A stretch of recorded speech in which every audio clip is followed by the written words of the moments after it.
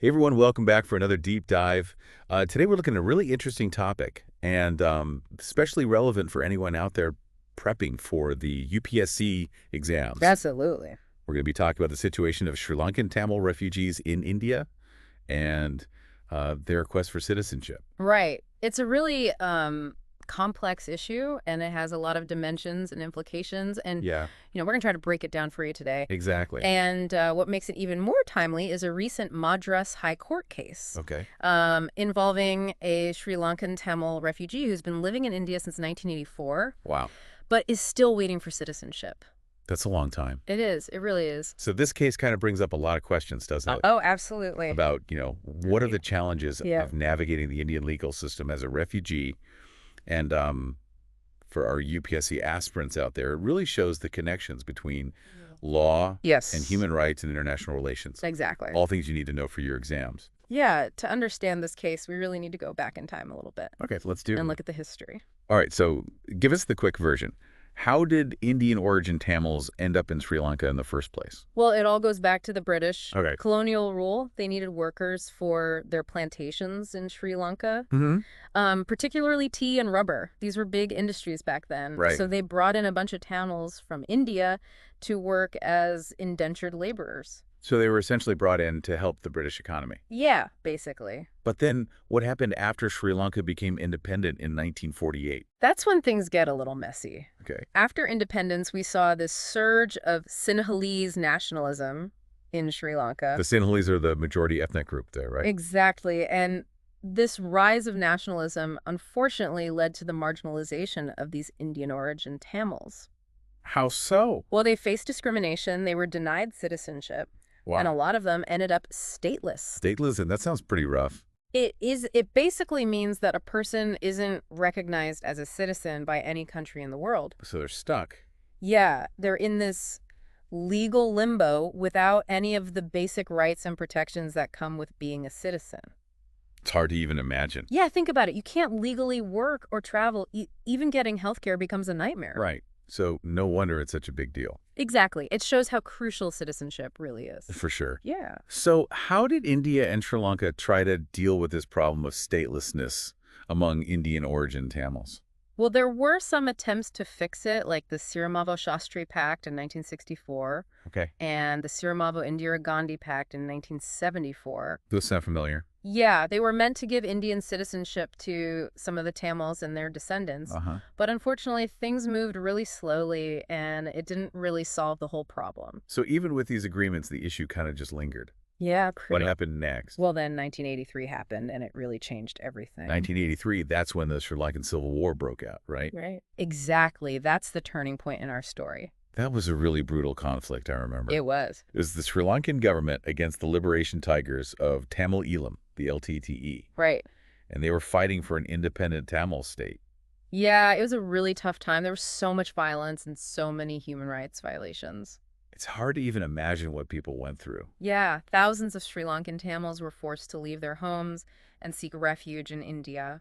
Just hoping for some safety and a chance to rebuild their lives. Absolutely. And that's where this distinction between those who came before 1982 and those who arrived after becomes so important, right? Yeah, that's a really important point because Indian origin Tamils who had come back to India before 82, they were mostly given citizenship. Right.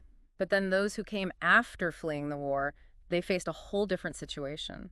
How so? They were classified as illegal migrants under the Citizenship Amendment Act of 2003. So their fate really just depended on when they arrived. Basically, yeah. Seems kind of unfair. It does, doesn't it? It really raises questions about, what rights refugees have. Yeah, and how we even define citizenship. Definitely. Let's dive a little deeper into the legal framework surrounding refugees in India. All right, so what laws are we talking about here? Well, this is where it gets a bit tricky because unlike many other countries, India actually doesn't have a formal refugee law. Really? Yeah. No specific law? No, so it makes it hard to define who is a refugee Right. and what rights they have. That must create a lot of uncertainty for people. Oh, absolutely. So if there's no specific refugee law, how does India decide who gets citizenship? Well, the main law about citizenship in India is the Citizenship Act of 1955. Okay. And it lays out the main ways you can become an Indian citizen. Uh-huh. Now, for the Sri Lankan Tamil refugees, the part that matters most is Section 51A. Right. This section is all about registration for people of Indian origin who've been living in India for at least 7 years. So in theory, our Sri Lankan Tamil refugee from the court case, he should qualify, right? You would think so. Yeah, he's been here since 1984, way more than 7 years. Yeah. But the problem is that there isn't a clear refugee law, and the system can be really bureaucratic.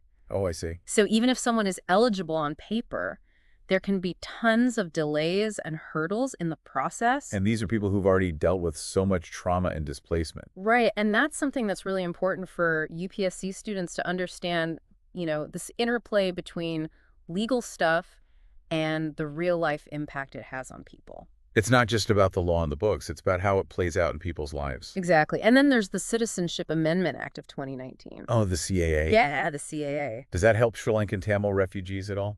Sadly, no. Oh. The CAA, it provides a way to get citizenship for persecuted religious minorities from Afghanistan, Bangladesh, and Pakistan. Right. But it doesn't apply to Sri Lankan Tamils. Huh. So even though it's supposed to help people with citizenship, it leaves out this whole group. Yeah, it does. So we're back to the problem of statelessness, right? Exactly. And as we talked about before, it has huge consequences for individuals and families. Tell me about it. It can mean denial of basic rights, making people more vulnerable to being exploited and marginalized. That's heartbreaking. Imagine not being able to get an education or health care or a legal job. It creates this cycle of poverty, and it limits opportunities for their kids and grandkids. Wow. So this issue really shows us how interconnected our rights are. Yeah. And how losing one, like the right to citizenship, can have this domino effect on someone's whole life. Exactly. And for anyone out there studying for the UPSC, this understanding of statelessness, it's really key. You need to know the causes, the consequences. Yeah, this could come up in a lot of different areas of the exam. Definitely. It's a global issue, but it has these local impacts. For sure. It's something that comes up in international relations discussions and in current events all the time. Okay, so before we get into how the Madras High Court got involved in all of this, I want to make sure we all grasp the human cost of all this. Imagine living in a country for decades. You contribute to society, but you're still not recognized as a citizen. It's about the everyday struggles, the fear of being deported to a place that isn't home anymore. That's a scary thought. It is. It's about being denied basic dignity Yeah. and constantly having to fight for recognition and belonging. We can't forget that behind all these legal arguments, there are real people whose lives are being affected. Absolutely. Remembering that human dimension is so important, not just for your UPSC prep, but for being an empathetic and informed citizen. Right. It's about understanding the real-world impact of these policies. Exactly. It seems like this situation really needs a solution, something that respects people's rights and takes into account all the legal stuff we've been talking about. Yeah, for sure. And that's where the Madras High Court comes in. Their involvement is really interesting. Okay, tell me more. So there was this case in 2019, P. Ulaganathan versus the government of India.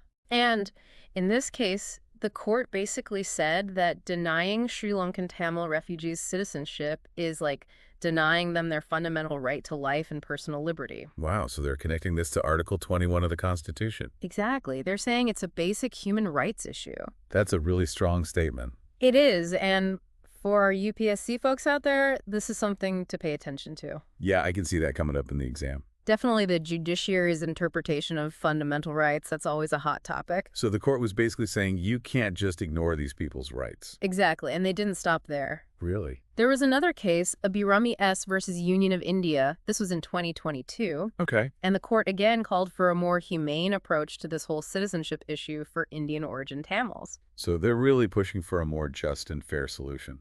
They are. They even compared it to the principles of the CAA, saying that same compassion should be applied here. That's a good point. So you can see the judiciary is trying to move things in a better direction.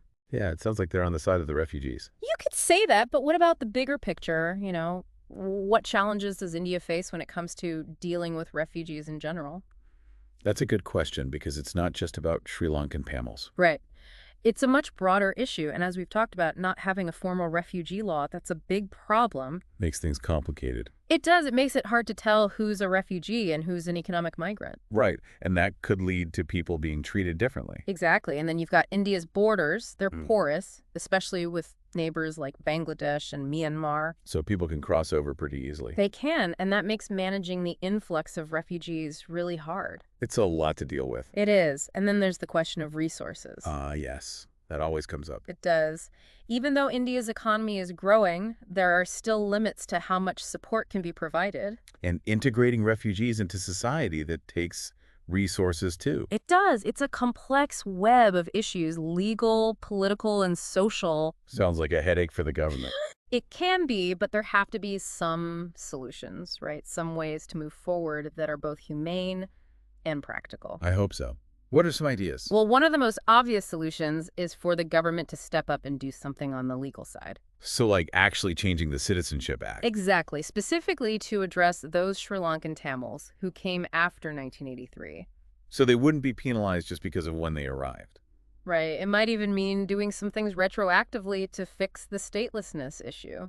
That makes sense. We're talking about people with deep roots in India. Exactly. They've built lives here, they contribute to society. It just seems wrong to deny them citizenship. It's not just unfair, it's like shooting ourselves in the foot. Right. If they had citizenship, they could participate fully in society, contribute to the economy, access services without fear.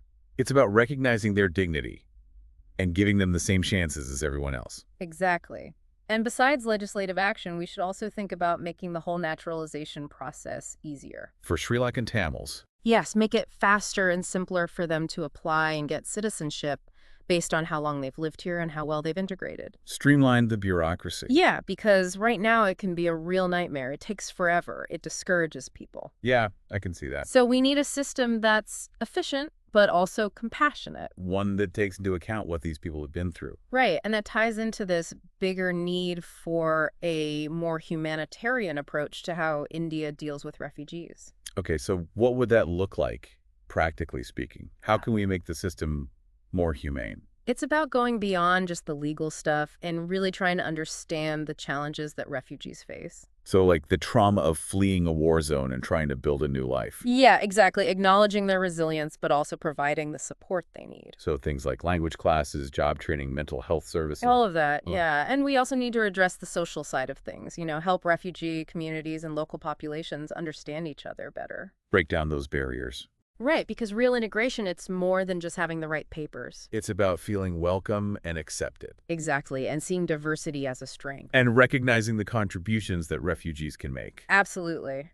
This is all really crucial for UPSC students to grasp this link between legal frameworks, humanitarian concerns, and social integration. Yeah, it's that kind of nuanced thinking that will make your answers stand out in the mains exam. For sure, it shows you're not just memorizing facts, you're really engaging with the issues. It's about going deeper. Exactly, and it's not just about exams either, it's about being an informed and responsive citizen. Being aware of these issues and caring about what happens to people. Absolutely. Now, before we wrap this up, I want to touch on something else. Okay, what's that? We can learn a lot from other countries. Yeah. There are places that have done a great job with refugee integration. Oh yeah, looking at international best practices. Exactly. We don't have to reinvent the wheel. So what are some examples? Well, Germany, for instance, they've focused a lot on language skills and job training for refugees. To help them find work. Exactly. And it's been pretty successful. Makes sense. And then there's Canada. They have this program where individuals and organizations can sponsor refugees. Interesting. Yeah, it's very community driven. It makes the refugees feel more welcome. That's a cool idea. It is. And these are just a couple of examples, but they show that we can be creative and flexible in how we deal with these challenges. So it's possible to find solutions. It is, with the right attitude and a commitment to humanitarian principles, we can create societies that are more inclusive and welcoming. It's about seeing refugees not as a problem, but as people with skills and talents who can contribute. Exactly. They have so much to offer. And I think that's a great message to keep in mind as we move into the last part of our deep dive. Wow, we've really covered a lot of ground today, haven't we? We have. It's been quite a journey. From the history of Indian origin Tamils in Sri Lanka to the legal ins and outs of citizenship in India. Yeah, and we've seen the real human cost of statelessness. Absolutely, and we even explored some potential solutions, looking at what other countries are doing. Right, because there are definitely things we can learn from others. And, of course, we tied it all back to the UPSC syllabus, so our listeners who are prepping for those exams can really benefit. Exactly, because this topic It's got it all: history, law, international relations. It's a gold mine for UPSC students. It is, but I think what makes it even more fascinating is that it goes beyond just the specifics of Sri Lankan Tamil refugees. Okay, I'm intrigued. Tell me more. It raises these bigger questions about India's identity and its place in the world. Now you're talking my language. Yeah. Those big picture questions. Exactly, and that's what can really help you think critically and deeply about India's role on the global stage. So what are some of those big picture questions that this issue brings up? Well, for one, it forces us to think about India's history as a land of migration. Right. So many different cultures and communities have come together here over centuries. Exactly, and that makes us question how we define belonging and citizenship in a country with such a diverse past. It's like putting that whole unity and diversity idea to the test. It really is. It makes us ask ourselves how we can balance our different identities with a shared national identity. It's a tricky balance for sure. It is, and then there's the question of how we balance national security with our humanitarian obligations. Ah, yes, that classic dilemma. How do we protect our borders, but also offer refuge to those who need it? It's something that every country grapples with. Exactly, and finding that balance, it's crucial. And then there's the whole question of what citizenship even means in a globalized world. Right, where people move around so much more. And identities are becoming more fluid. It's not as simple as it used to be. Definitely not. And these aren't just abstract debates. Oh, no, not at all. They have real consequences for millions of people. Exactly. The decisions we make affect people's lives, both here in India and around the world. It's a reminder of how interconnected we all are. Absolutely. So it's really important for UPSC students and really all of us to think critically about these issues. Yeah, to understand the history, the laws, the ethical dilemmas. It's about forming our own opinions and being able to talk about these things in a meaningful way. Exactly, because in the end, the decisions made by our leaders will shape India's future. And how we deal with refugees and how we see ourselves in the global community. Right. It all comes back to that. It's powerful stuff. It's a reminder that we all have a role to play in shaping our nation's future. We do, whether we're policymakers or aspiring civil servants or just engaged citizens. Our choices matter. They do. And even for those listening who aren't studying for the UPSC exams, this issue is still incredibly relevant. Because it's about human lives. Exactly. It's about the values we choose as a society and how those values impact real people. It's a call to action, to be empathetic, to fight for justice, to create a world that's more compassionate and inclusive. Couldn't have said it better myself. So as we wrap up this deep dive, we want to leave you with one final thought. Given India's history with Sri Lankan Tamils and its commitment to human rights, and its desire to be a leader in the world, what do you think is the best way forward? What's the most ethical and practical solution? How can India create a better world for refugees? It's a question we all need to think about and talk about. Because the answers will shape not just the lives of refugees, but the very heart of our nation. And on that note, I think it's time to bring this deep dive to a close. We have covered a lot of ground today. The history, the laws, the human stories, the potential solutions. We've really dug deep. And we've tried to do it in a way that's both informative and engaging. Hopefully inspiring our listeners to think critically and with empathy. So if you found this deep dive insightful, please like, subscribe, and share it with your friends, especially those who are studying for the UPSC exams. We'd love to hear your thoughts, too. And we'll be back soon with more deep dives into complex and fascinating topics. Until then, keep learning, keep exploring, and keep the conversation going.